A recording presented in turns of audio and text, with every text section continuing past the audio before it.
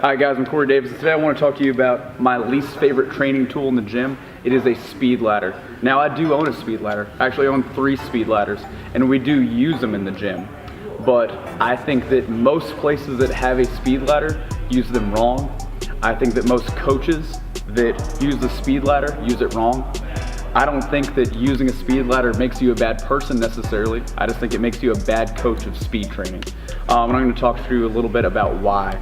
Big issue with the speed ladder is if you look at someone who's a really efficient, fast mover through a speed ladder, the key to doing that well is to leave your center of gravity in the middle and just barely tap the ground. So if you see someone doing a speed ladder drill, they have a very light touch on the floor and they're going nowhere fast. It is the very definition of going nowhere fast. And the issue with this is these fast feet drills and these quick foot drills and these fast foot experts that you see sometimes are teaching people to do the opposite of what you actually need to do to run quickly. So this habit of putting your foot out and applying no pressure is great if you want to get really good at that like Dance Dance Revolution game, or if you want to get really good at tap dancing, then that's great. But if you want to be a faster sprinter for a team sport of some sort where you're trying to sprint around a court efficiently, then when you plant your foot, you need to apply force into the ground and let it take you somewhere. That's why we squat and deadlift and box jump and broad jump and sprint in here, is to teach how to apply force into the ground and let it carry you somewhere else. Well, we use a speed ladder as a way to work on coordination a little bit.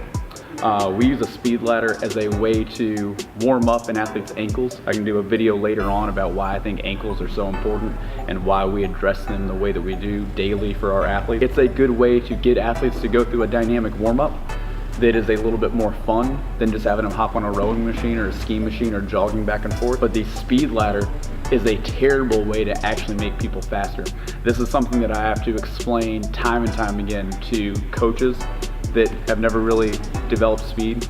They're the ones that say you can't coach speed, and the same people that say you can't coach speed are the same ones that say they coach speed using a speed ladder, which should tell you about all you need to know. Instead of relying on the speed ladder to coach agility, what you need to rely on are drills that have both a change in the center of gravity and they have a reaction to a stimulus, some sort of cognitive reaction to a stimulus of some sort.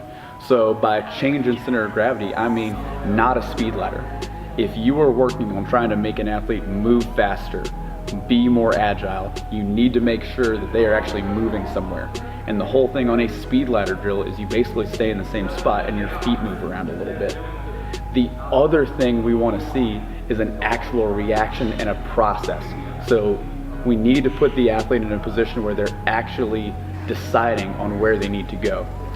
It's not really agility if you're just working on something that you've done 1,000 times. That's dance at that point. It's a rehearsed movement. So cone drills are phenomenal as an early progression where we know, hey, you're gonna go to cone 1, cone 2, cone 3, back to cone 4, back to cone 1, drills over. That's great to make sure that an athlete's getting into the right position, they're applying force at the right angles, that they can move efficiently through that. Once you've figured out, okay, this athlete knows how to move, then you need to progress it to make it an actual agility workout. They need to react to an audible command or a visual stimulus or an unpredictable stimulus of some sort where they don't know going into the drill exactly which way they're going to go. And it can be something as simple as having an athlete sprint towards the coach and then having the coach step one direction or the other and have the athlete react off of that and go in one way or the other.